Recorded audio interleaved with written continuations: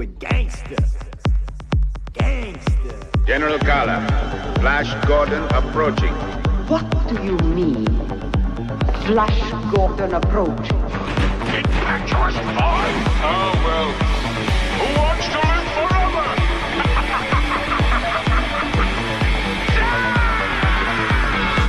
Your faces. I'm gonna make you happy. What's all let's cause some trouble now. Live life to the fullest. Spring break. Spring break forever. Hey everyone, welcome back to No Intermissions, the double feature podcast where we pair the unpairable and link the unlinkable. Two unlikely movies are picked at complete random, and at the end of every back-to-back discussion, no matter how hard it may be, my guest and myself will find the connecting thematic tissue, whether it be from genre, aesthetic, motive, or style. As always, I'm your host, Jack Siddle, and last time you guys would have heard from me, it's when I would have guested Harish on when we talked the sort of undercover espionage disguised as a martial arts film in Enter the Dragon, of course. Enter the Dragon. Yeah. How could I forget? And we paired it with the Wachowskis' incredibly idiosyncratic live-action cartoon Speed Racer. But obviously, with a new episode comes a new guest with a new double feature. You can find this lovely gentleman over on YouTube with his podcast he does with his co-host Donovan, where they sort of do another double feature podcast. Not only a fantastic movie critic, but also just a good pal of mine, Mr. Micheal Chu. Michael, how we going, man? You're too kind, my friend. Thank you for having me. Blast to be here. Forgive my critical tastes. I don't find myself to be a great critic, but me and Jack seem to get along with a lot of stuff, so I appreciate fantastic. it. You are fantastic. Stop that. What's been happening, man? Are we keen to talk some movies today? Oh, dude, absolutely. One of these is a all-timer for me, and the other's a first-time watch, and I love them both. They're both great. They're beautiful. I can't wait to talk about them, man. And they had a lot more vague commonalities than I thought they would, to be honest with you. No, that's good to hear, man. With that, what two movies are we talking about today, Michael? Ooh, we are talking about Harmony Korine's hits from 2012, Spring Breakers, and we are talking about 1980. Moderate hit during the time. This has become a cult classic, Flash Gordon. Oh my god. Directed by Mike Hodges. Now, when I was sort of making out the list, because I usually plan out these double features ahead of time of the two movies we're going to talk about, and when I came across Flash Gordon and Spring Breakers, there was only one man for the job. I felt one man came to mind. I was like, I got to get Chu on for this, especially for the when we get around to it in the second half of the episode of the Spring Breakers discussion. It's going to go off. I've been the ongoing Spring Breakers appreciation between Michael and I has been ongoing for years now. Yeah. Him and I have shared a strong interest and love for this film. So I've been very, very eager to talk, especially talk about Spring Breakers when we get around to it. I mean, also just a fascination with Harmony Korine too. I think we have a shared such an interesting humor, inquisitory quality to them that we just can't help but get enough of. I'm sure we will briefly touch on his other sort of his filmography, including his newest one, which I'm sure I've yet to sort of dig deeper into Michael's mind about what he thinks of that when we get around to it. But with that, should we get straight into Flash Gordon? Talk Flash Gordon, bro. Let's do it. Talk Flash Gordon.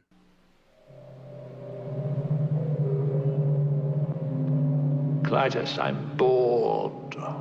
What plaything can you offer me today? An obscure body in the SK system, Your Majesty. The inhabitants refer to it as the planet Earth. I like to play with things a while before annihilation. Pathetic Earthlings! Who can save you now? Flash! Savior of the universe! Strange object image submerged in the Imperial vortex.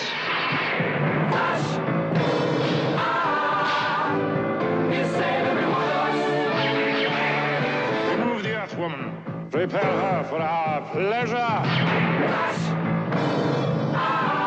Don't kill him yet, Father. I want him.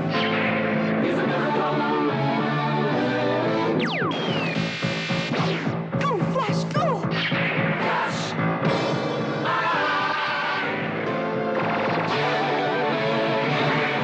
All right, so Flash Gordon is the 1980 space opera superhero film with a cast including Sam J. Jones, Melody Anderson, Ornella Muti, Max von Sydow, and Topol. And, of course, is directed by one Mike Hodges. Oh my god, Flash Gordon. Now, this is it. I'm jumping straight into specifics. Actually, before we get into that, I want to get Michael, what, because as you mentioned just previously, minutes before, this is the first time watch. So please, what do we think? Okay, so this movie, I had not seen it. I had obviously known the name Flash Gordon. I had sadly seen, and this, I was going to say the song. We're going to bring that up eventually. Yeah. Oh yeah. We're going to get into the song of it all. But I think my first introduction of Flash Gordon, funnily enough, was from Mark Wahlberg's hit film Ted. Of course, how the fuck could I forget? He's in Ted. Sam J. Jones does a cameo in that movie because they're obsessed with Flash Gordon, and that was my first introduction to him. Seth MacFarlane made a backdoor legacy sequel. Oh yeah, so this dude is still kicking ass, very looking nuanced. cool. His hair's still beautiful. Yeah. So that was my first introduction to Flash Gordon. And when you said that we were going to be covering this, I was very much so excited. Have to say, you mentioned the colors first. What I want to mention with that are the sets. Dude, how have we just gone backwards? Like watching movies like this makes me realize how far backwards we've gone. It makes no sense.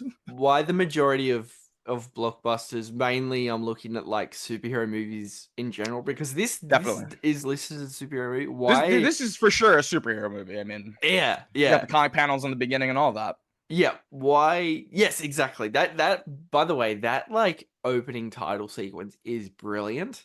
Yeah. I think that is probably a near perfect way to start your in sort of like just like a montage of setting up, these characters, these worlds, these settings through like, the pop imagery of the comic panels from, its source material. Obviously it's based on a comic book.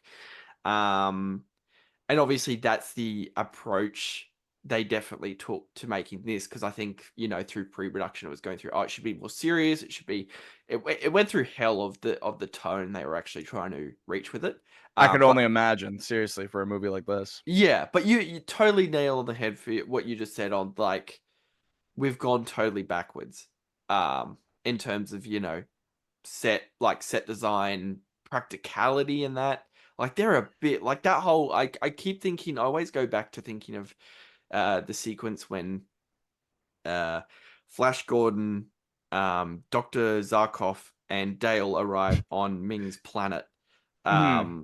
And they're walking through that massive, like, auditorium of, right before they meet Ming for the, like, massive, just like a giant red room. And you're like, only the craziest people in Hollywood at the time would have, thought, we can pull this off.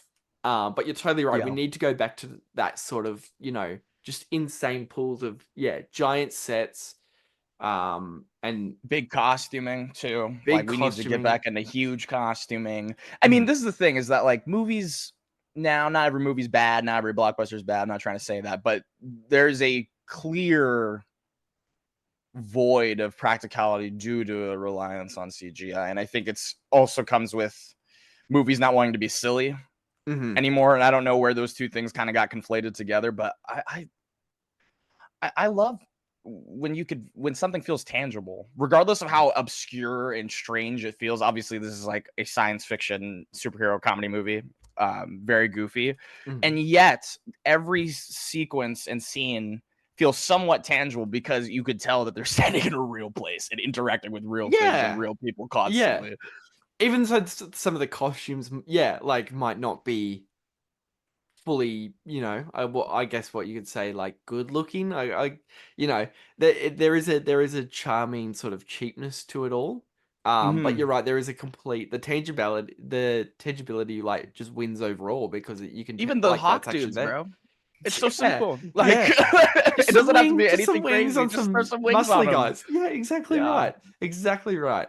And that's the funny thing too is, this is a particular movie that has been having like there's been a reboot in the works for many, many years. Oof, I And was totally unaware of this. That's horrifying to me. yeah, completely just baffling on that concept alone of why anyone would try and, remake this, especially when it's such a product of its time.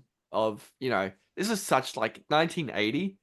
It was like Yeah. this is as good as it gets. You could not remake this. Never, never. At least not in this form. I wish that they would. It's kind of that same thing. I don't know if you've been hearing about with that Toxic Avenger Oh yeah, of course. Is that remake, coming where out? it's like that's the whole thing, man. They've shown it many times. I remember a couple years ago, maybe like a year and a half, 2 years ago, they did test screenings out here for it. And then they screened it at film festivals, and then now just like in this void because there's supposedly not a space for that kind of film anymore. Yeah, but how? Why can't we have movies like Flash exactly. Gordon and Toxic Avenger, regardless if they're good or bad? I just want to. Exactly right.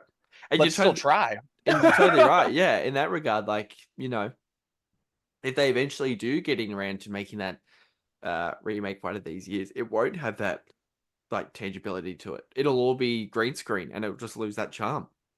I think also too, the way music is, and maybe this is a small thing to other folk, but the way music is used in this film, especially with that theme.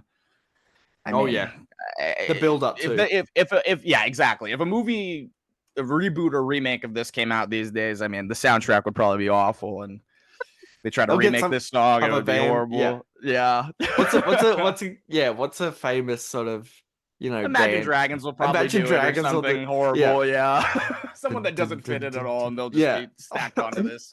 Can you imagine? That'd be amazing. No, but yeah.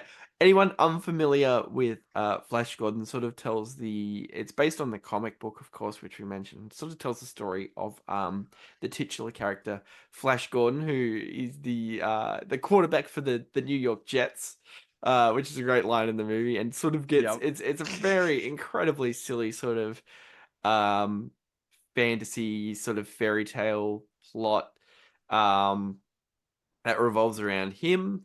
Flash Gordon, a love interest, Dale, and Dr. Zarkov, who is we'll get to him. He's an interesting character. What a character! Gets sent off after sort of an apocalypse sort of begins to hit Earth. That is the cause of one evil Emperor Ming, played brilliantly by Max von Sydow. And it's sort of their quest to get shot off into space and stop Ming. And it's very at the base level, it is a very childish sort of simple plot.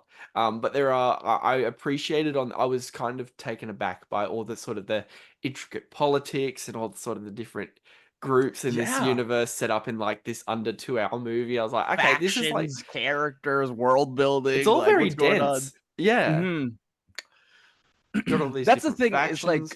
It's like it regardless of its goofy elements, you just hit the nail on the head. Is that once again, it just feels tangible. When you have characters that interact with each other in that way, like we're not just jumping in for the first time. They have to all reintroduce themselves and do all this and all that. I think 80s and 90s movies specifically, I've noticed, do not have the same exposition problems that movies of the 2000s and beyond do, where they're just literal characters. They're meant to be talking heads. And even Zarkov, like some could consider him just an exposition them talking head character, but it's fun. Oh yeah, it's fun because of him. Yeah. Even the funnest stuff in the movie is just like for me on Earth when it's Zarkov before he meets Flash, and it's just like him crazy with a gun, just like it's happening, and he's like pointing and just pulling these massive like comical levers, and he's got a spaceship and he's like weird greenhouse laboratory. It's very bizarre.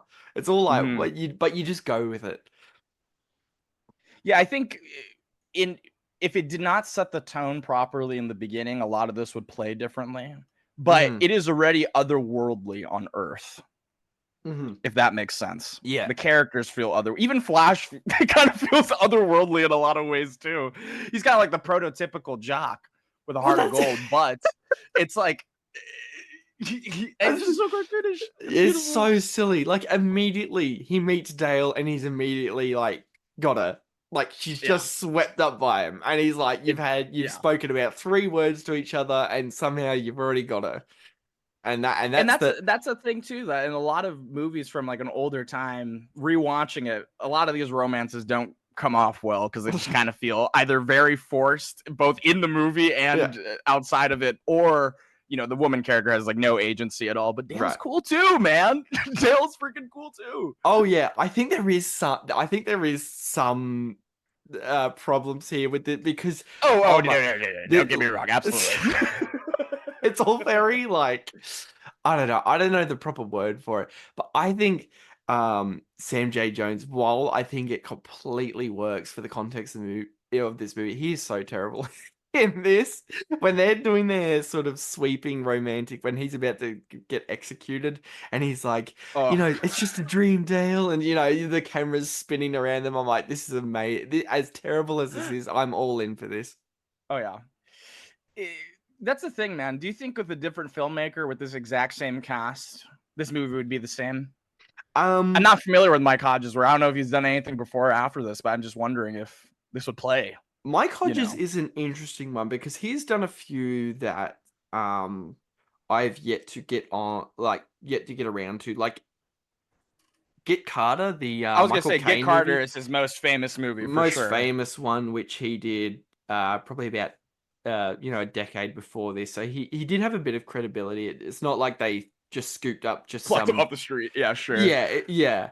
But it is interesting on like sort of, because as I mentioned before, the sort of pre-production, not hell this went through, but it definitely went through some different stages of what the film was going to be. But like, the most incredible thing to me is that fucking George Lucas was going to do this at one point. I was reading about that. Yeah. And then eventually this became fucking Star Wars.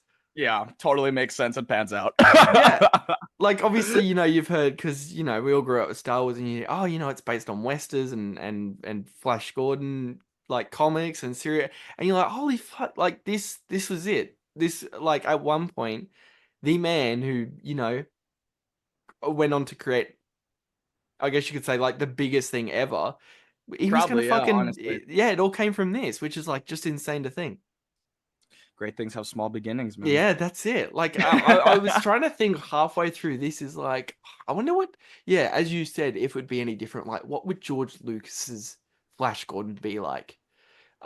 Because there were quite a few. I was trying to like look from, as we've talked about, like sort of the tangibility of everything in this movie. I'm like, okay, yeah, I could see, like sort of the comparisons between this and that first 77 Star Wars movie. Oh yeah, absolutely. I mean, it's funny that we look back on Star Wars as the movie that kind of influenced everything. But in a way, Flash Gordon was kind of the start. Yeah, that's it. That's the blueprint. Mike Hodges was the blueprint. Mike Hodges started it all. Could we? I mean, I don't mean to jump around, but could we talk about like? No, go for it. That scene at the end when Flash just crashes into the wedding hall. Oh yeah, what just an incredible spectacle of sci-fi filmmaking there. You've got the ticking time element of the wedding happening, so he's got to stop that before Ming the Merciless, which is I think that's his full name, which is a brilliant name for a character. Marries Dale. What was the reason for that again? This is the thing. It throws so many sort of elements at you in that last 20 minutes. You're like, oh fuck, what? It's a big movie, you guys. It is. Oh my goodness. I actually don't remember. I know that earlier on in the film, Ming is like, "Hey, Flash, dude, you could be the ruler of Earth. Yes, if you're loyal to me." Maybe it has something to do with that. He's just trying to, kind of coerce and be like, "Hey, listen, man, got your girl. Yeah, gotta work for me." Yeah. But dude, I think the thing, not. I mean, the impalation is phenomenal, obviously, but the thing that sticks out to me most of that scene is the second he crashes in there, Dale Dale's face. I don't know if you can Google it quick, but Dale's face in that scene is so good. I had to pause and I laughed so hard for like 2 or 3 minutes. I didn't notice that. I have to straight. go back and look at that. Oh my goodness. Just pure like excitement and joy. And that's exactly how I felt. I love when you can feel exactly what the characters are feeling in a movie. Look on her face perfectly encapsulates the exact reaction I had when That's Flash amazing. into there. I've got to check that out. Yeah, please do. Let me see if I can find it while we jump onto something else. But yeah, I can't paste in this freaking Zoom chat. I'll have to send it to you later. But yeah, that's right. Great sequence. Great sequence to bookend a journey of a movie. Getting absolutely impaled by the tip end of that ship is just an incredible image. The blood coming. I feel like from memory, isn't his blood like green or something too? Yeah. Which is just fantastic. It's like oozing out of his mouth, and it's so it gets. And even so in that good. moment, he's like, "Fuck this shit. I ain't dying, bro." Yeah. After all this shit, they've just discovered a whole new planet, and he's just killed this fucking emperor of God knows where. God knows how much power this Ming had. Just murdered him on sight. Just scoops the girl up and kisses her. End movie. That's how you do it. Man. That's how you do it. I mean, also with like a sequel tease. Yes, which of is course. So strange, like especially at this time. I don't know how common that was back in the day. You've seen more older movies than I have. Was that common? I don't know. See, that's tease at the end of something like this. I think that was probably just a safe bet of whether or not this was sort of taken by the populace on how much money this would make, and it didn't. It did fight. It had like a budget of like 25 mil and probably made about 45 mil back. See, I don't. Yeah, that's the thing. It didn't do fantastic, but obviously, as you mentioned at the start, there definitely the cult following is where it's mainly, got its appreciation from. Yeah, over I think time. I knew about that football fight probably around the same time I had watched. God, that got a good laugh out of me. Man. Like Oh, everything, man. that's such a fantastic character detail. I'm so glad you brought that up. Like everything Flash does in this movie comes down to football mindset. Football, dude, stiff arming dudes, That's punt it. kicking dudes. Even like getting into a hurdle. brawl fight with aliens, everything comes back down to sort of Football, the mechanics of the logistics of a football match, and it's so fucking funny. God, it's good. I mean, especially when you got at the very beginning when he's got that shirt on and he's doing it too. Yes, yeah. It's like this is this man's whole identity, like in this moment right now. This shirt, him stiff arming dudes, like this is his whole identity. Yeah, and they've got he's like, they've got like this sort of alien orb that no one's ever seen before, but he's holding it like a fucking pigskin, like a football, running around with it under his arm, and you're like, fuck, this is good. Like, movies just don't get better than this. I'm sorry.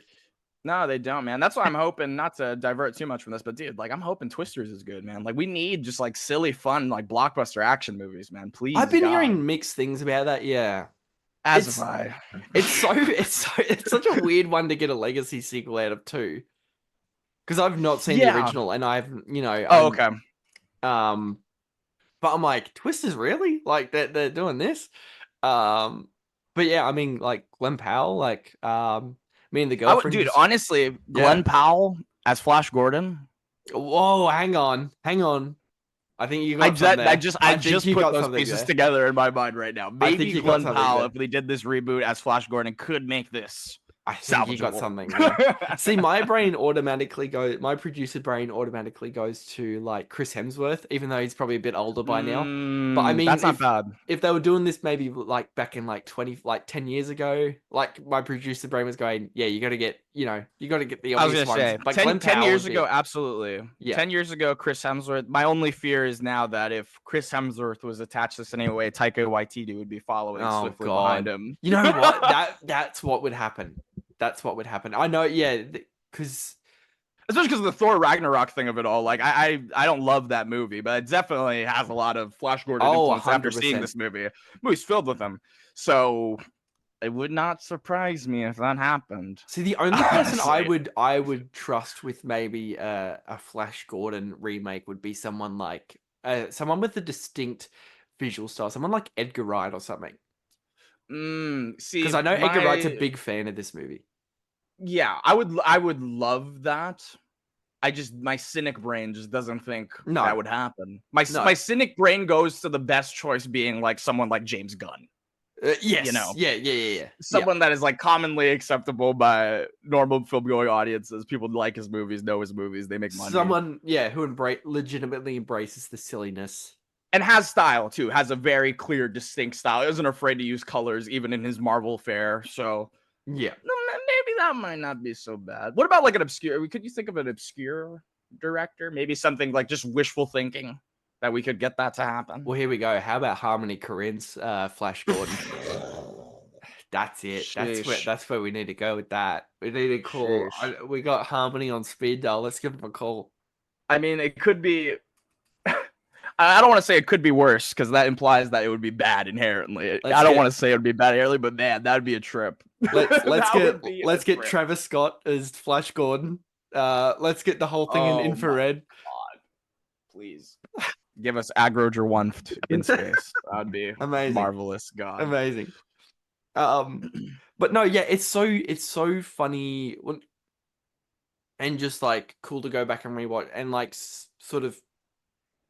There are so many different sort of environments and vistas in this thing. Different planets that have very distinct feel. Sky City, baby. The Sky City, yeah. The whole the with the sort of like Viking Hawkmen, which is really fun. And then obviously one of my favorite scenes in the whole movie is like Timothy Dalton's planet. It's like all swampy. It sort of looks like Dagobah, which is really fun. And you get that really great sequence where him and Timothy Dalton's character in Flash is sort of, having that bet where, they're sticking that hand in that little cave thing with that little creature, and that's really fun.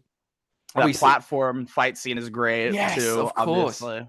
Yeah. Also, I just want to say Timothy Dalton's so handsome in this. What the fuck? My God.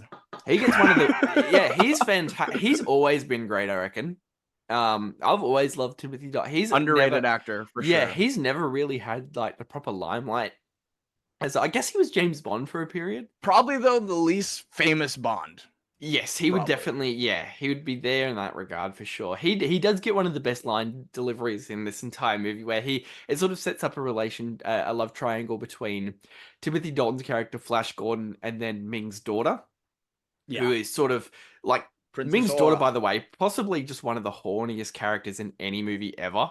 Immediately wants to fuck Flash, like within moments of seeing him, minutes of seeing him, like doesn't even like probably know his name yet. You can't and is like, kill him, Dad. Yeah, like immediately like sitting on his lap and just like, I'm like, oh my God.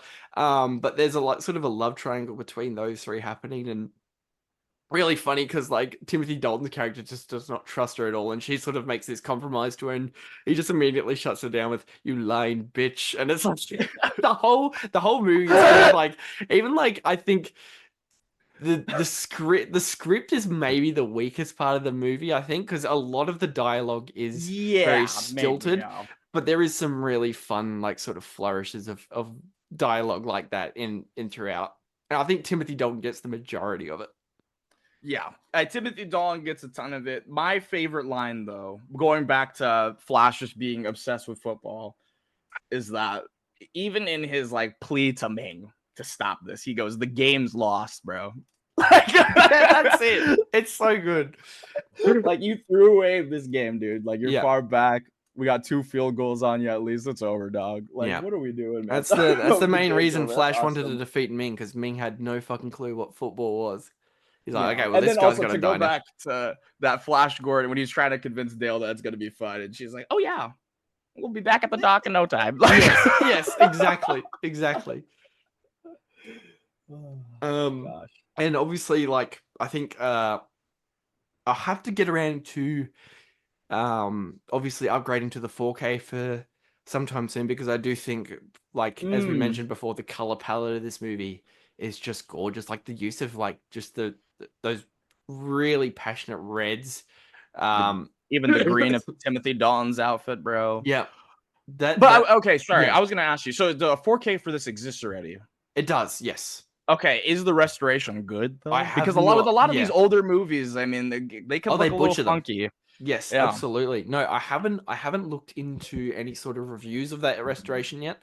But I might have to do that before, because this is Yeah, I've been definitely heartbroken by these, man, too many times. a 4K would be a must in this movie, because like just like the sequence alone of, you know, the opening 5 minutes when Flash is in that, you know, that plane with Dale, and those red apocalyptic clouds come over. It's just incredible, and yeah, just really good stuff.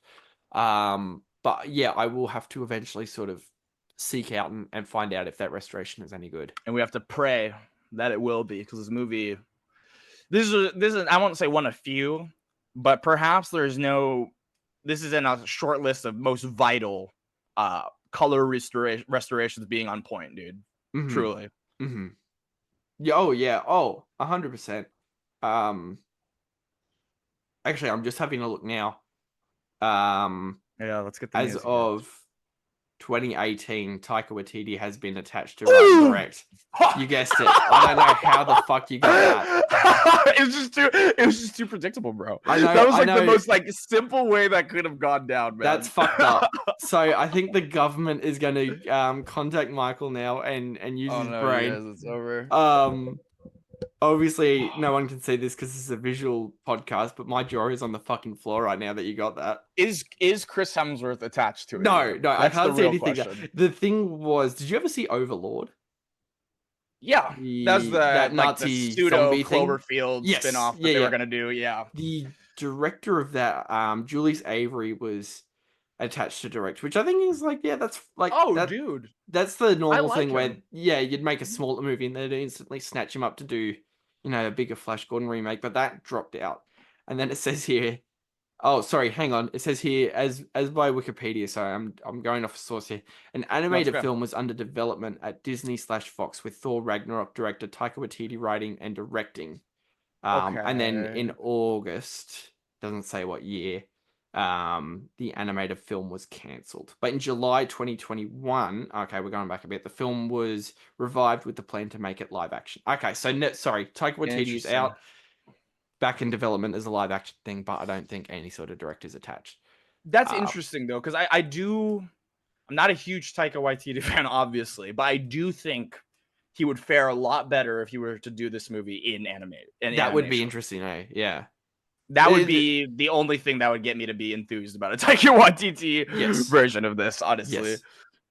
I mean, see, that's the thing. Like, you want to do a reboot to this, you got to go as we talked about, you got to go by a director who's actually going to capture the nature. So even someone, I was just thinking of like even the Wachowskis or someone who would like really utilize sort of, even though the Wachowskis are infamous for not using sort of tangibility, those two directors are very, you know, digital based. I think that the digital flair would work a lot in their style for that. See, you just brought up a great point.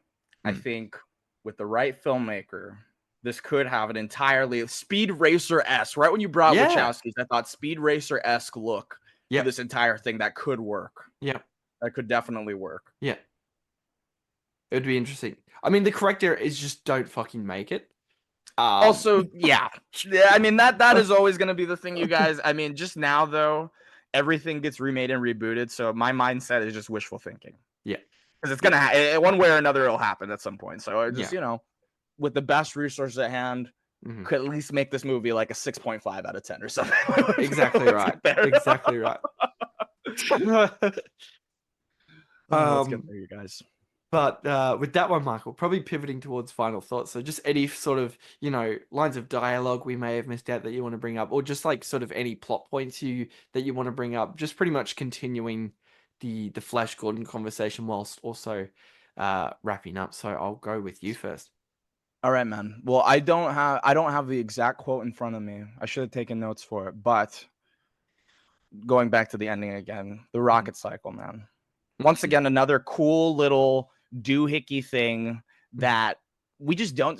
One, I'm not going to blame modern movie filmmaking for this because we've seen so much at this point. In the 80s, obviously, there's less to contend with. But even now, the rocket cycle design is so cool. Like, it's so simple, steel, metallic. Yeah. And I forget what he says when he gets out. He's like, I'm out of control on this rocket cycle. He immediately knows what it's called. He's like freaking out. I love that, man. Well, I mean, to sum it all up, it's the reason I think we've repeated ourselves through this a ton.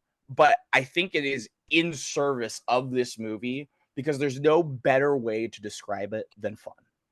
This is a fun movie. This is just straight up a fun movie. Now, I wouldn't even say turn your brain off. I wouldn't even say turn your brain off because, like you said, the world building is great. It's definitely an ambitious film. I could see why both at the time they made this and the attempts to make a reboot, why it just doesn't work or why they've had so many problems with it because it's just vast, dude. Yeah. It's just a lightning in a bottle movie.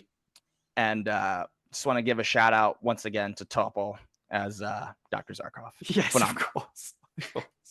Yeah, I think as sort of, the producer, the crazy producer, Dino, what was his name? Dino De Laurentiis is just like, this is just a complete technicolor of, there's some weird kinky stuff going on in this movie too. As we talked about, pseudo-sexual things. Yes, some pseudo-sexual imagery going on. Obviously, Ming's daughter is just like completely horny the entire runtime. But just like that lens told as the space opera sci-fi spectacle of like, the great American fantasy of, the quarterback football star saving the universe is just like the greatest thing ever. But yeah, like even beyond its expressionist sort of influence and its impeccable set design, it is just like a complete brain melter of color palettes and, as we mentioned, set design. I think even like score, the score, obviously, the Queen song, which I was surprised. Amazing, man. Completely surprised on rewatch that it's not as used as I thought, like as much as I thought it would be. It only appears a couple times in the movie. From memory, obviously, it's the entire song in its opening credit sequence, which is done perfectly. And then I think used again at the end. Yeah, no problem, bro. I had a coughing fit. It works out. No, I was just gonna say, even the not the main Flash theme, but the other Queen orchestral songs of the movie, also wonderful too. Definitely not as iconic in the same way, but I love that wedding hall. Whatever the song they're playing during that wedding hall scene. Oh my god, yes, good point. Like the sort of the shredding electric guitar cover of Here Comes the Bride, which is just fantastic. It completely fits the tone of the movie. Yes, good point. I forgot about that. What a fun one, man. Thanks for recommending. I honestly don't know when I would have like gotten around to seeing this if not for you. So man, no, it's always that's a good feeling to be able to recommend that and you enjoying it so much. So that's good. Thank you. It was a blast, man. But no, that's probably going to do it with us on Flash Gordon from 1980. We'll be right back. We are talking just an all-time favorite. I think I can say comfortably between the two of us. We're talking Spring Breakers. We'll be right back. Good morning, sunshine. Wakey, wake. Shine, little bitch. Where's the money? Money. What? You know what? All I know is I'm not gonna sit here another day. Spring break. How are we gonna get enough money I don't in know. time? We're the only ones still here. Spring break. Tired of seeing the same thing. Spring break. It's our chance to see something different. Spring break. Just get that cash. Pretend like it's a video game. We can do this. Spring break. Twisted fingers in the club, I'm a yawn. I got the yawn, gotta hide your body part. My pants sagging low like a What a magic place, y'all! You can change who you are, y'all. Bikinis and big booties, y'all. That's what life is about. All right, we are back. We are talking Spring Breakers, the 2012 American comedy crime film with a cast of James Franco, Selena Gomez, Vanessa Hudgens, Ashley Benson, and Rachel Corinne, and is obviously directed by one Harmony Korine. I say obviously because you watch this and you go, oh, okay, only one mad man could be behind something like this. And that is obviously Harmony Korine, who is a man who has had quite a diverse sort of, in terms of critics and people interpreting his films. Some people, he's certainly a polarizing filmmaker in terms of some That's a people great just word to use. Yep. adore him, and some people just think he's a hack, an annoying, pretentious hack. I, for one, think he's a fucking genius. But obviously, I want to start with Micheal. Micheal, Spring Breakers. I want to get your history, your sort of your inner brain on what's going on. What do you think of how, and your love and appreciation of this movie? Well, you and I are around the same age, so I'm sure you remembered when this movie was coming out. It was a huge deal, and people were like, "What the hell? Vanessa Hudgens and Selena Gomez are gonna be in this kind of movie? What's going on?" You're right. So obviously, this movie had been in my mind for a long, long time. I think the first time I saw it was probably like 2015 or 2016, just on at a friend's house. I didn't think much of it, positive or negative. I was like, that was a movie, you know. I watched it, and it wasn't until I think it was 2 years ago. Man, dude. It's it. It really is it. Is it fair to say, is this the greatest movie ever made? It's up there, dude. It's definitely one of my favorite movies of all time. I think it's probably, and see, I want to get into this too. I don't know if the world is misunderstanding it or we are, but regardless, I love it. That's the thing with Harmony Korine. Oftentimes, even with his newest movie, I have no idea fully what his intention is in a lot of this stuff, but I always walk away from his films with something, with a lot, generally, to think about and to talk about. And I think that's the most important thing. Have you seen? He didn't direct it, but he wrote it. This was my first introduction to Harmony Korine. Have you seen Kids? No, and everyone tells me, because they're like, Jack, you love Harmony Korine, watch Kids, because that's probably the most Harmony Korine movie out there, even though it was like the first thing he did. I've heard it's very sort of uncomfortable. That's horrible. Obviously, yes, it very much obviously in his character to make something uncomfortable and sort of interesting. But I have yet to watch that, because you gotta watch that. That to me seems like a perfect pairing with Gummo. Yeah, dude, him and what's that guy's name? Larry Clark. Yes, the Ken Park, and then Kids, and then the one he did without Harmony Korine, Bully. Those three movies paired with Gummo, I think, would make for a really great. I mean, not a happy time. No, but some great cinema for sure. Interesting, because it is funny that he, if you watch his movies in order, it's funny that he has had the same career-long interest of characters who are completely like the disenfranchised, just complete abhorrent people generally. Really uncomfortable subject matter, but has gone from very much so.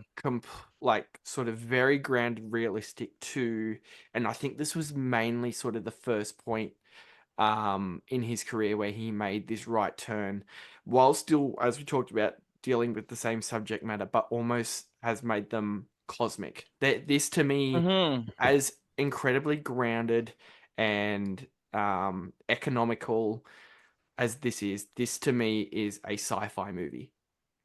I get that. I get where you're coming from with that. Yes, 1,000%. This to me was sort of his first turn, because obviously after this he did Beach Bum, and then he's done his newest one, which all three of those movies, I think, much like his probably first three movies, pair really well. The most recent three movies he's done pair really well together too. Well, I was gonna ask you too, it's not on his wiki, or I'm not sure, it might be on his IMDb, but it's not on his wiki. Did you watch Circus Maximus? What is that? Or did you watch the Harmony? It's I think it was last year. It was a musical anthology movie directed by like a bunch of people. Right. But Harmony Korine was one of them, and Gaspar Noé, Travis Scott directed some of it, but it's just a compilation of basically the Utopia album, Travis Scott's Utopia album, directed by a bunch of different people. I haven't seen that. No. Is it any good? I haven't seen the whole thing. Okay. But the portions I've seen, I enjoyed. I've seen the Refn portions and the Korean portions. That's fantastic. That's a really good mix of different directors you've thrown in there for that. Gaspar, Corinne, and Refn. That's brilliant. I can't believe I haven't checked that out. It was in theater. I'm not sure if it was in theaters out there, but it was in theaters out here. The guy, I don't know if you saw Lamb. He also directs part of it. Yeah, really cool. But yeah, I mean, I just mentioned that because in that film and in Aggro One for Aggro Drift, he definitely goes full blown into the cosmicness of it all and the insane, especially with the infrared, obviously. But after watching Aggro Drift and going back to this definitely feels like not a prototype necessarily, but like you said, like his dip in the toe of this style. I haven't seen the Beach Bum also, to be fair. Oh, the Beach Bum, I think out of the three latest ones is probably his weakest, but it is still very good. I gotta check it out. Beach Bum definitely seems like his most. It's weird. It's a fucking weird use to word for. It's a very odd choice of wording to use for Corinne, but it's his most populist. Where it's like you could show. I guess it's for like the general audience. I guess you could use, even though it's still very Corinne. It is a very stat cast, and it's got sort of it's got a sort of more overtly comedic elements than it. While I find this Spring Breakers very, very funny, but I use it the same way I find like American Psycho funny. Like that's so good. Where like technically I don't think the subject matter he's using doesn't like it shouldn't necessarily I should be laughing at it, but it is just it just pushes it to a certain extent and it goes places to a certain extent where I'm like this is just so horrible where it becomes funny. I get that, man. Yeah, there it's like a super fine line. Oh yeah. In media in general with humor and horror.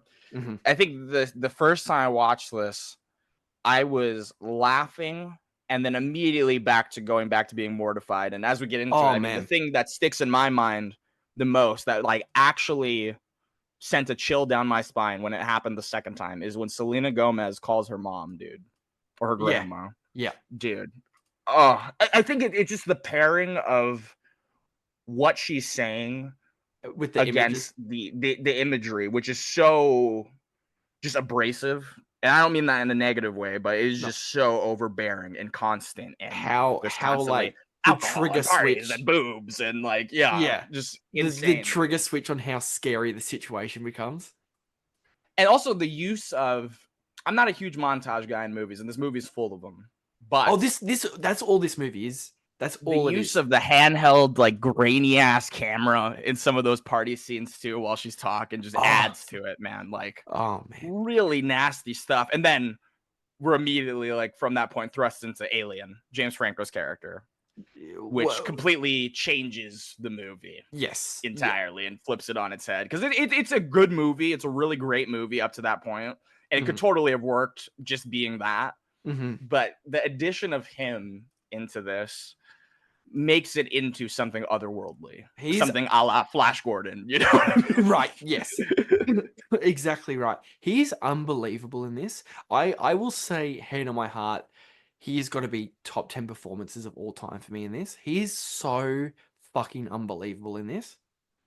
I get that. Yeah, it's up there for me. Top 25, 20. Easily. He is so good, and every fucking line, he just eats it up. I don't know. Even the song that they sing when they first introduce him. What are they called? The boy. What kind of boys are they again? What is the name of the forgot. group? Yeah, the two twins. Oh fuck. And oh man, they're just fucking like just reprehensible characters throughout this entire thing. But yeah, it's so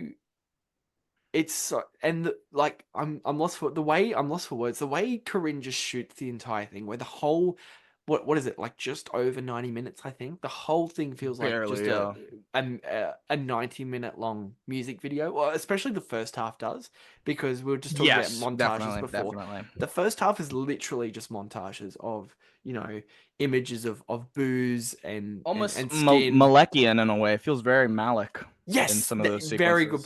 Well, that's the thing. As I was on this rewatch, I was like, okay, there's two things I'm getting from this. Feels very Malik. and this feels very man. Yeah. And it was very. I didn't put that dot together, but yeah. It was very fucking interesting to know. There was only one movie that Corinne studied and watched in preparation for this. And do you know what that was? I do not. It was Miami Vice, baby. Wow. He is obsessed with that movie. That is fucking insane. Oh my god. That was more like jaw-dropping than the Taika Waititi thing, honestly. That's awesome. He is obsessed with that movie. And that is the only movie he studied and like just bit by bit just broke down in preparation for this. Because I've always said I have never seen any movie like Miami Vice. And I've always said the only exception I'll ever make is Spring Breakers, because those two movies go hand in hand in visual style. I think you're gonna love Aggro Drift. I know we're not here today. I've seen it about it, but you saw it already. Yeah, we talked about it. Yeah. Dude, I mean, we got to get into that later on. We will talk about that because I've got some points definitely goes into that more too. The Miami Vice of it all. Yeah. That doubles down on sort of the speedboats and This movie, I mean, let's just talk. I want to honestly give huge flowers to Ashley Benson. She has not had like a huge film career. I think she's Pretty Little Liars, right? I think is where she's famous from. I believe so. I'm not entirely sure. Yeah. I think she's the second best performance in this movie. Honestly, she is unbelievable. She is so good. And I in preparation for this podcast, I did watch clips of her and other stuff, and she is not this character. You know, this character is like the spearheader kind of all of this, because Vanessa Hudgens is more so like the follower. She's crazy too, but she's kind of like the follower to Ashley Benson. Ashley Benson, I mean, the retelling of when they rob that chicken shack or whatever the hell that place is.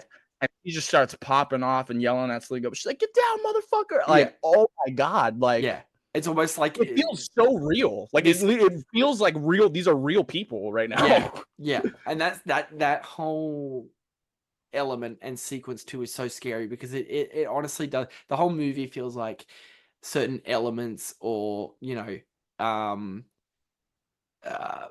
motives of these characters that are just like buried deep within, that are suppressed, by everyday day-to-day, college work. They say, I'm so sick of seeing the same thing every single day. The grass isn't green here, it's brown.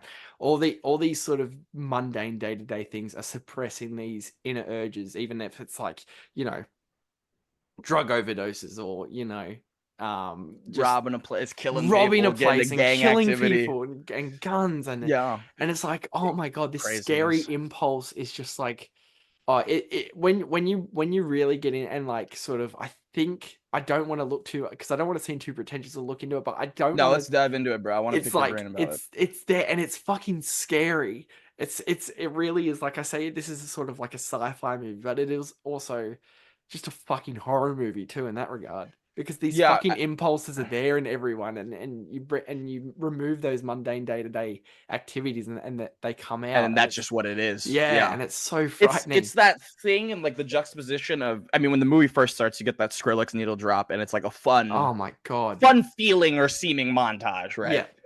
And then we kind of just get that over and over, and you as an audience, or at least me personally as an audience member, slowly started, like, the first time I like sat down and watched this, like, actually, like I said a couple years ago, it like started to drive me nuts before it clicked. Oh, I hated it. I hated this movie. Yeah, which is, I think, though, once again, I've never been sure about this guy's intention, but what I think, especially with Aggro Drift too, is like his intention is to like prod at you constantly and just to be like, hey, I'm getting away with this. You see it, right? Yes, exactly right. Yeah, exactly.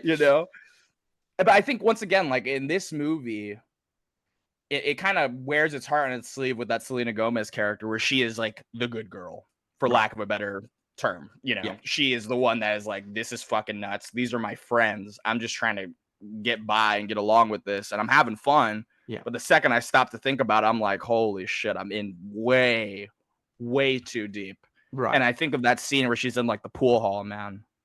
Oh my god! Yes. I mean, I've never been much of a Selena Gomez fan either, both musically and performance wise. But that felt so authentic Truly. Yeah. Like when James Franco is trying to like coerce her, he's like, "Hey, it's okay. These are our friends, man, right? It's and fine." he's It's like horrifying. legitimately intimidating in that scene too, where it's obviously she's very vulnerable because he had just gotten them bailed out of prison, and she's like, why you do, like, we were just in prison, this is too much for me. He's like, well, I got you out of prison, so he's like, don't put that on me. And she's like, I don't fucking know you. She's like, Yeah, what the fuck do you want with me and my friend? And all this, like, this whole entire new world is dumped on her immediately and going, okay, this is like the scary reality because this has suddenly it's just like gotten that, like in a dangerous. snap instant how they get Yeah. there too. Yeah. All these like intimidating dudes are like up in these girls and they're like, trying to sweet talk them, and it's all just like this really uncomfortable setting, and it's perverse. It feels really perverse. And and once again, like, that was a huge controversy with this movie, I think, when it came out, was that it was just like meant to be just like some perverted movie. I'm not gonna say like Harmony Korine is the best at writing female characters. I'm not gonna go that far, but what I will say is, though, I genuinely think was his intention, is not to titillate you or get you horned up. I truly think if you're watching this movie, right, it's a scary movie, man. It's a really, really scary movie. Cautionary tale. Yeah. I think you're totally right in saying it's completely, I guess the base, because it does, it does show a lot of skin. So I guess the base level, frat mindset. Oh, there's like, boobs in it and stuff, but it's very. I mean, probably one of the most amount of boobs you've seen in a movie. To be fair, absolutely the most amount of boobs you've ever seen it, but it's also like legitimately just like one of the most unsettling, uncomfortable movies to watch as well. Like it's not sort of, the nudity shown is not like titillating. I mean, or anything it's almost like two ways of describing this. Like when I describe it to friends that haven't seen it, is it's a anti-party party movie, and it's also a movie that will make you never want to go to a party again. Oh, it's frightening. It honestly. You'll look at people differently, bro. You'll be like, "Oh, what's this guy up to? He's in the corner acting all weird." Like, oh man, like truly, 100% right. Because it's easy to. I mean, I'm not sure about your high school or college or even like 20s experience, but I've definitely been in nothing this crazy, but party scenarios and situations that I probably didn't think I was in danger or doing anything bad, and then my God, looking back on it at 25, I'm like, dude, yeah, I survived some crazy shit, man. Wow, yeah, yeah, and that's the beauty of this movie, is that it makes you reflect on that sort of shit and go, wow, okay, yeah, that's it. Yeah, I even like, I mean, going back to the Selena Gomez character, I think it could come off so silly to enforce, because she is the one character in this movie that is like has a semblance of morality, essentially. And it could come off horribly, especially with Jeff Jarrett. I mean, John's gonna love this. Former WCW World Heavyweight Champion Jeff Jarrett playing the youth pastor at the church that she goes to. Yes, and he's good too. And it's like this feels totally palpable. And I think the Malick-ness, let's just call it Korine-ness. The Korine-ness of it in those sequences truly feels like hopeful in those moments with Faith in the beginning. Like it really does feel hopeful. She even like talks to those two girls outside. They're like, you hang out with those He's like, still? You should probably get away from them. Yeah, they're my best friends. And it's kind of like a cautionary tool about friendships as well. When you've known people for a really long time and you love them, but your life paths are just entirely different. Oh, and 100%. Like, how far are you willing to go to like stick into something? Yes, 100%. You're totally right, and that element is used perfectly, and it's like, okay, my friends maybe have different intentions to mine on this trip, when they're drinking and they're having fun outside that shop, and then they start to tell they oh my gosh, that's probably my second or third favorite scene in this movie, is that hit me baby one more time robbery sequence. And as you said, like, I'm not the biggest Selena Gomez fan either, but her the face, just the She glaze seems look. genuinely scared in like, this "What entire the movie, which is fuck?" she's so good in this, dude. That's like the perfect first red flag for her for this entire trip. Yeah, when she's like, "What do you mean?" Because she knew that they robbed the place, Yeah. right?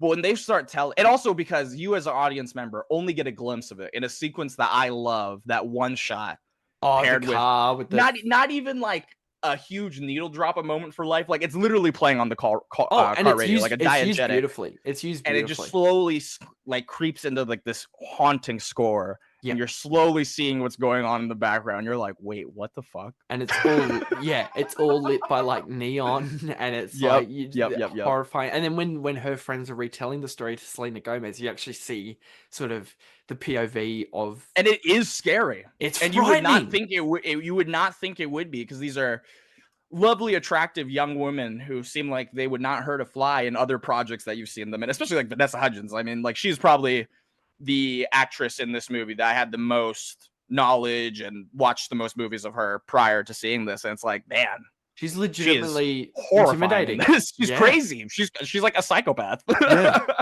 And that's what's really great too, not to jump too much ahead, but when the interactions with aliens start happening, it's really funny on rewatch to notice they become more intimidating than him. He's scared of them. There's a point where he's genuinely frightened of them. Yeah. Which is it's so good. I don't know, like there's 100 different things, even though this like I don't want to say like, you know, the general audience wouldn't get this movie, but they really fucking don't, because there are 100 different minute little details like that going on in the movie where you're like, okay, that's just brilliant. I mean, even like Alien's whole deal, like the fact that when he actually gets to go into action, he dies immediately. He dies within seconds, and you realize he is probably a guy that was like Selena Gomez's character that got caught up and decided to just stay instead of go. The only one not built for it in that situation. Yeah.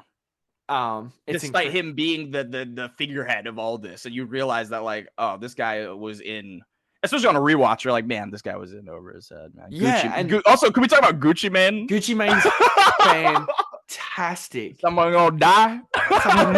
He gets one of the best. There's this really weird. It's so good because it just randomly towards the third act of the movie, it just cuts to Gucci Mane having sex with the lady, and he gets some line delivery where he's like, "You're playing piano on my dick right now." He says something fucking, and you're like, "This is the best." How the Corinne is incredible. Oh my god. Yeah. And once again, it goes back to horrifying, like immediately when they get the drive-by pulled on them. Yeah. Like seconds later.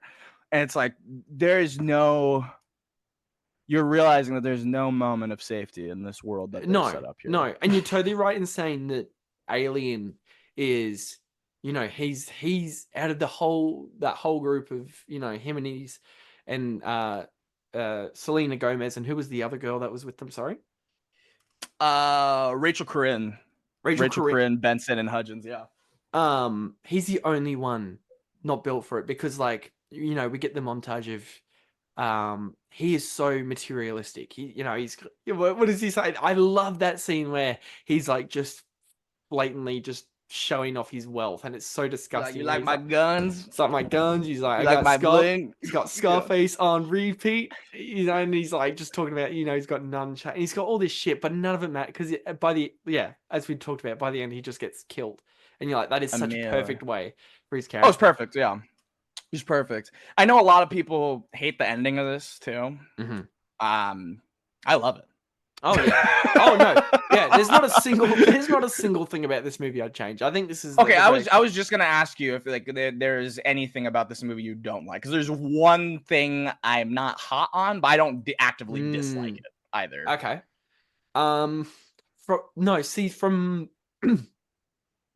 off the top of my head, no. This is like a case for me where this is a perfect movie for me. This is just an all-time favorite movie. So nothing off the top of my head I can think of. I'm sure if I was like watching it right now, I'd probably pick up on a few things where I'd be like, I don't really like that too much. But what are you not too hot on? Honestly, it's with that Rachel Corinne character. It just I feel like she has like the least amount to do. It's Yeah. not a flaw. It's not like enough for me to like dock points on the movie. Because it definitely, I think they needed a fourth, kind of just even it out. Yeah, a bit. Yeah. But a lot of her time is spent separate from them too, especially in that first half. That's kind of like she's just there to be there. Yeah, that's for true. a good portion of the movie. But once again, it's still, especially on this rewatch, her scene where the three girls are in the pool and Selena Gomez is like, wouldn't it be nice if, you know, we had this, that, and the other thing, and then all of a sudden they're laughing at her. But then at the whole time, Rachel Crin's in that room with that guy. She's like, "You want to fuck me? Oh, you and can't it's fuck me." And so she's slapping him. uncomfortable. That is one of the most uncomfortable scenes in this movie, and it's strange because it is far less abrasive than a lot of the other scenes in this that one may deem uncomfortable, but it just feels icky. It really feels so icky.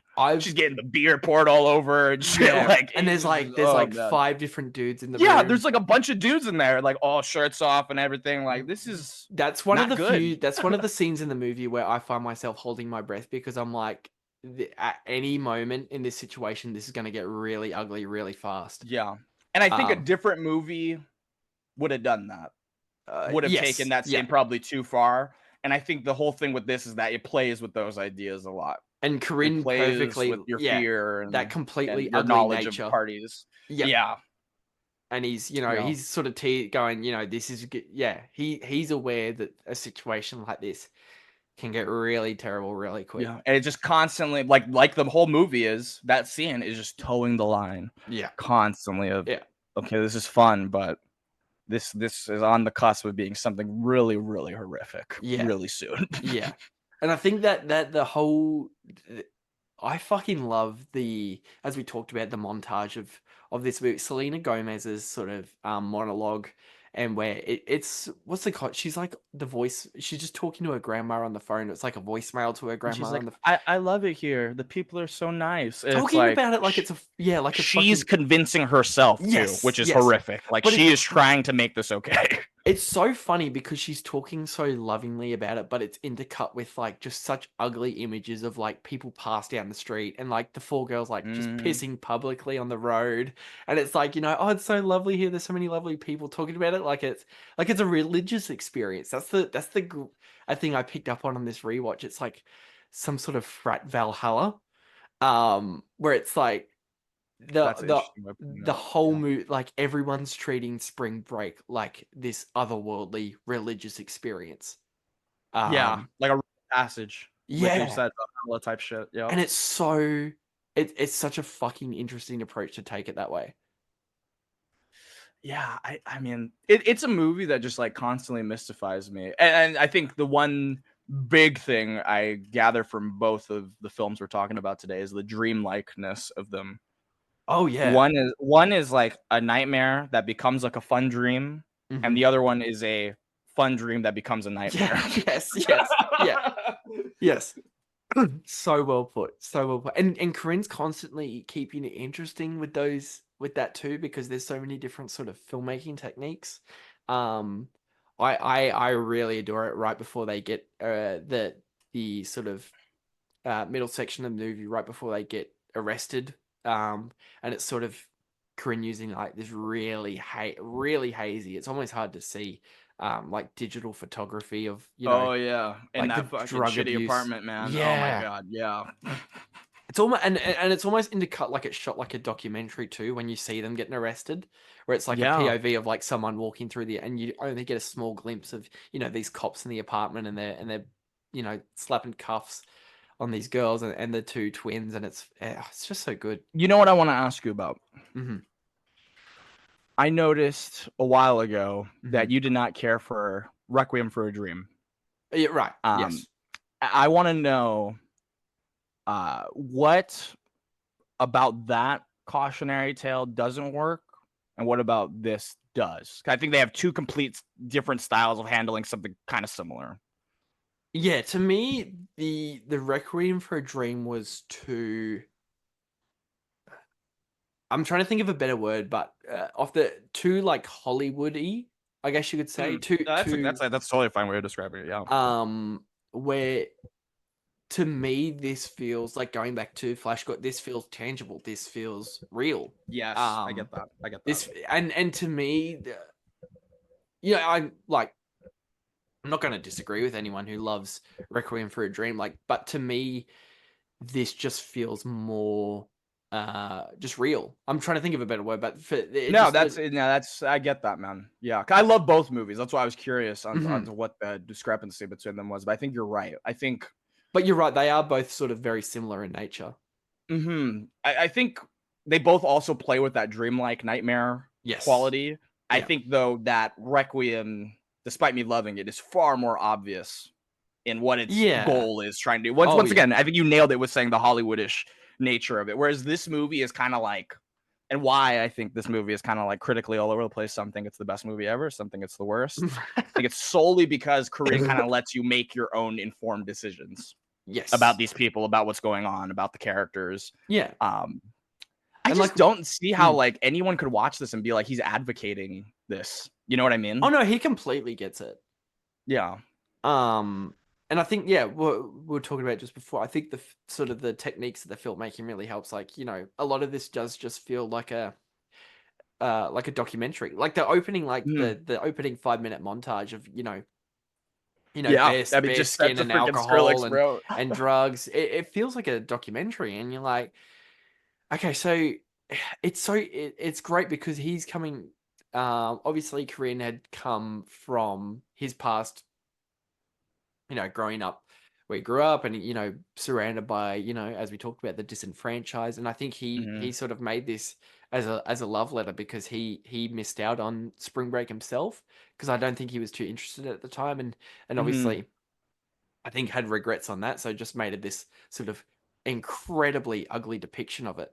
It's almost like the, what's that fucking McDonald's documentary where it's pretty much the whole thing's like, don't eat McDonald's, supersize me. This is like the supersize me for spring break.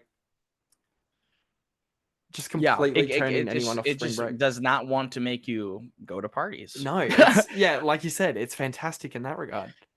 I think we have to talk about, I don't know how much time we got left, but I think just in case, we have to talk about the music. Specifically, my favorite scene in the entire movie is the every time scene. Okay, the piano montage. Yes, God. Like that might be in like my top 10 scenes of all time in any movie. Truly. Oh, yeah. With the ski masks and they're all holding the guns. Oh yeah, man. And also it adds to that whole, if you watch that montage carefully, it adds to the knowledge that Alien is so in over his head because the girls are doing most of the fucking damage in that montage. He's just jumping around, just like this is cool. He's like a boy, yeah. He's like a little boy, exactly. Yeah. He's just like a little boy, dude. He's like, these pretty girls are beating up people. Hell yeah, this is awesome. My work for me. Yeah, exactly right. Yeah, that is, and that whole setup, and the fucking the photography of how the sky looks, where it's like sunset, and he's like, "I'm gonna play you a beautiful song." Yeah, Miss Britney Spears. He's so good. I forgot and I'm regretting it now. There is a particular rapper. This is so funny to me. There is a particular rapper out there. I don't know if he's still actively making music, but he watched Spring Breakers. Got so upset by this because he watched James Franco's character Alien, a character that is so despicable. Oh my god, I know what you're talking. What's his name? The white guy. I don't. Riff Raff watched this movie. Was watching Alien, a character so despicable and ugly, and just an atrocious character with a horrible nature all about him, and went, "Holy fuck, that is me." And they just stole my whole fucking thing, bar for bar. A character so horrible. Imagine that. A character so horrible watching it and going, "Holy shit, that's me." And then fucking did like a lawsuit against fucking Harmony Korine. That is so funny. If it was just the visual of it, like, I get it, bro. But the fact this guy's like, he stole my identity. Oh my god, I laugh so hard. Because the look I mean, also there are a lot of people that look like that in Florida. I've been there. But beyond that, though, I mean, it's just I would never want to be compared to anything in this movie, let alone self-incriminate myself. Literally, yeah. spotlighting yourself, going, "Fuck, that's me, that's me, that's me, man." That's amazing. And we do have to sort of dive in depth about the character of Alien there, because an insane character. He's got about 100 great line deliveries. Even his entrance where he's like bailing the girls out of prison, and he's like, you can ride my I'll be your chauffeur, you can be Beyonce, and that sort of shit. He is so fucking good. Oh my god, yeah. I mean, obviously, the big one that comes to mind is his immediate speech at the beginning. This is the fucking American dream, y'all. This is poetry in motion, which is like the whole movie. And then, of course, the scene we already talked about where he's showing the girls his stuff. He's like, "Look at my shit. Look at my shit. I got shit here. I got shit here. Look at my shit."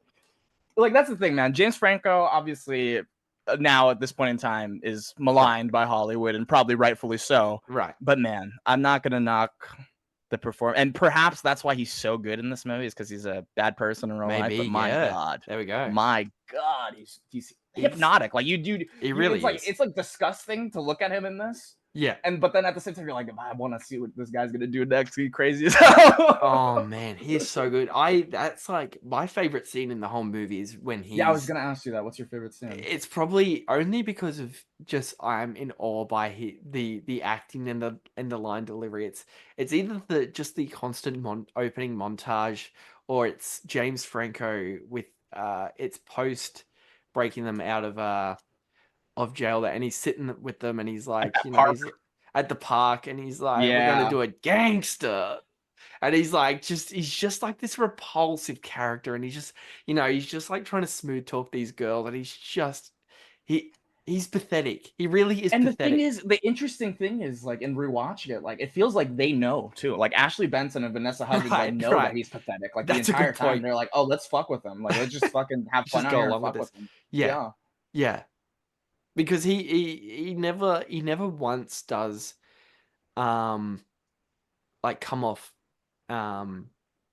intimidating at all. Even that scene where it sort of introduces the sort of beef he's got with Gucci Mane's character, he sort of becomes he cowers. He like completely goes back into a shell. Yeah, and it never sort of like romanticizes that either, where he is sort of in the right there, or he's like a sort of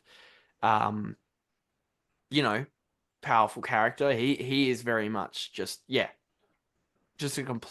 complete phony.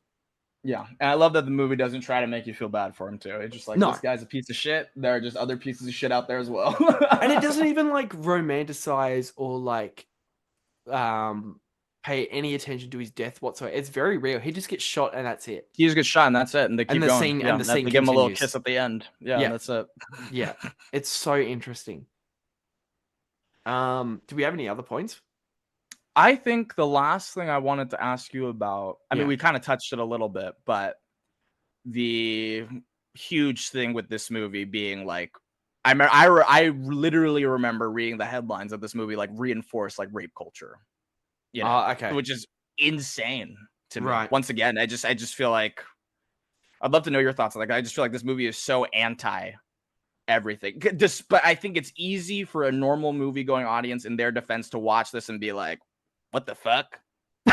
Yeah. They're just boobs constantly. They're constantly talking about fucking and stuff. Yeah, that's exactly it. Like, it's so easy for someone to watch this and go, oh, okay, it's just the whole movie feels like it. Like Harvey Korine's wet dream, essentially. I mean, I know a lot of people probably look at it this way. Yeah, or the general audience would look at this and go, oh, it feels like that alien character made this movie, where it's like just completely vapid the entire way through. When it's like completely opposite. It's not romanticizing any of that. It's as Michael kept saying, it's anti that the entire way through.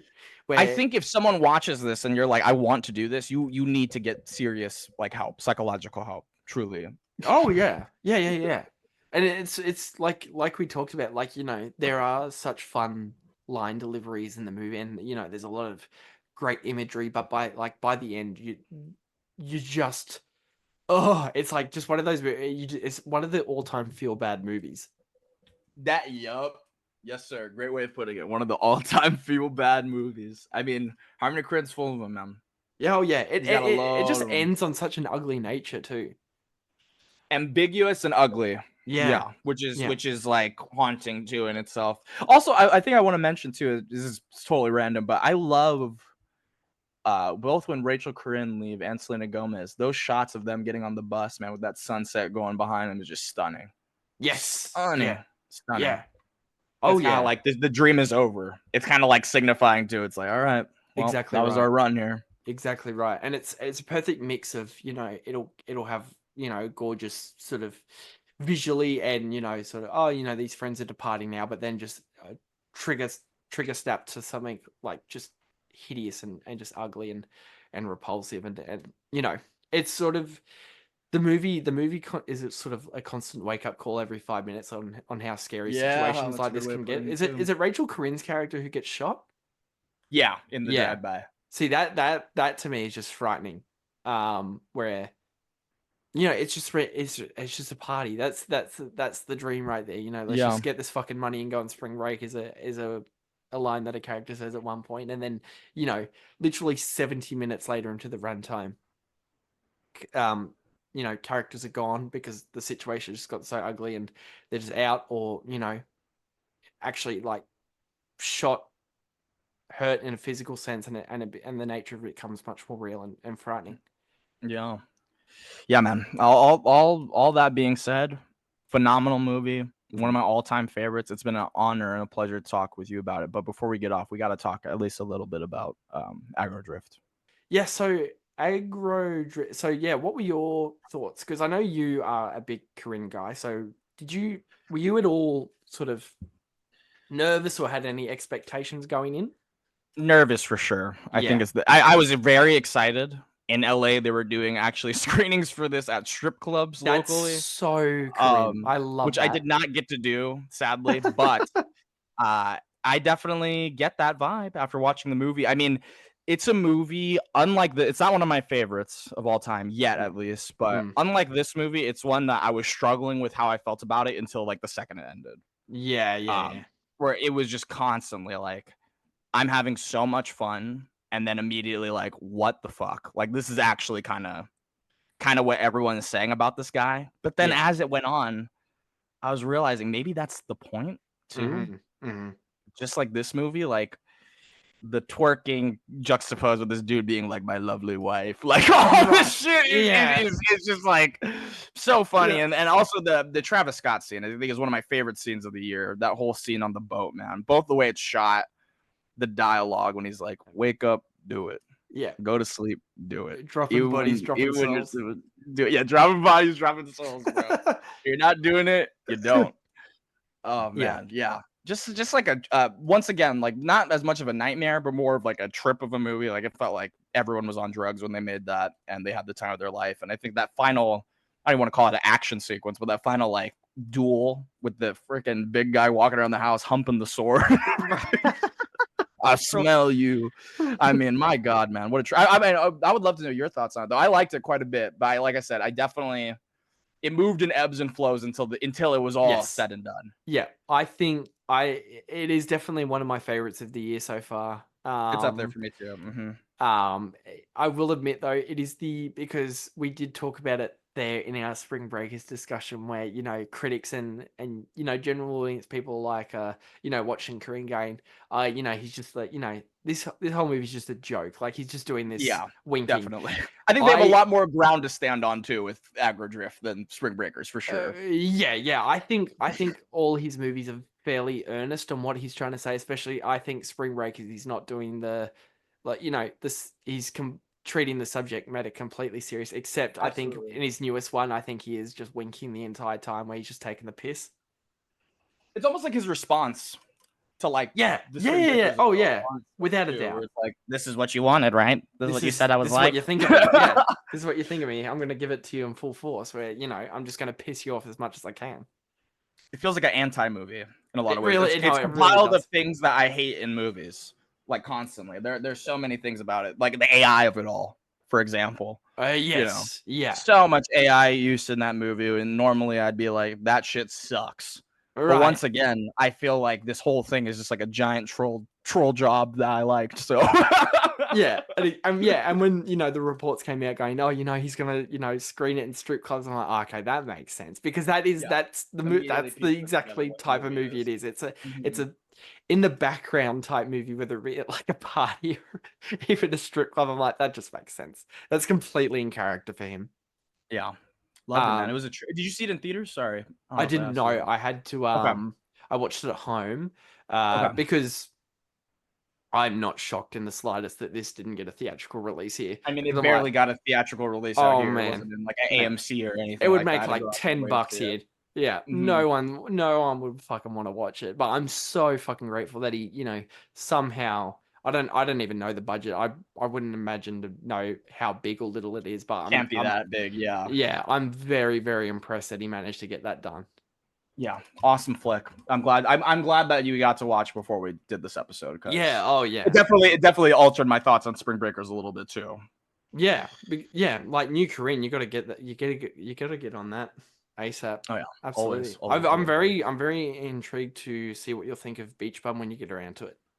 Yeah, that'll probably be soon, especially after talking about all this. I think maybe I'll do a triple feature. We'll see. They're all pretty short movies, man. That might be fun. That'd be phenomenal, man. But with that, episode isn't done quite yet. This is the part where we have to pair the two movies we've talked about. So here comes the fun part. Michael, how would you, in a world where this would be showing in a theater, what would be your reasoning? What would be your, why would Flash Gordon from 1980 and Spring Breakers from 2012 pair well together? I think, honestly, if I owned a theater, this would not be at the top of my head, two movies to pair together. But if I wanted to make a night of it, just call it Dreams and Nightmares, you guys. That's fucking Just call it Dreams and Nightmares and get into it, bro. Because like I said earlier, one feels like it should be a nightmare. You're getting transported to like this, literally out of your Earth into this other world, fighting aliens and shit like that, or humanoid aliens, different Martians of that nature. Literally with only the knowledge of football and being a charming guy, and that's it.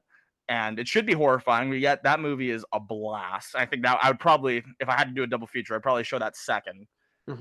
Whereas Spring Breakers, like I said, feels like a dream when you first start watching. Like the music's bumping, this is fun, and immediately it just turns into nightmare fuel so fast. So yeah, if I had to just generalize it like that, Dreams and Nightmares, simply put. There we go, man. Yeah, that's I cannot agree more. I think another avenue you could take is like color as a character big in these two movies. Ooh, yeah. I think a lot of the movie is sort of pushed along by just images of just interesting color palettes.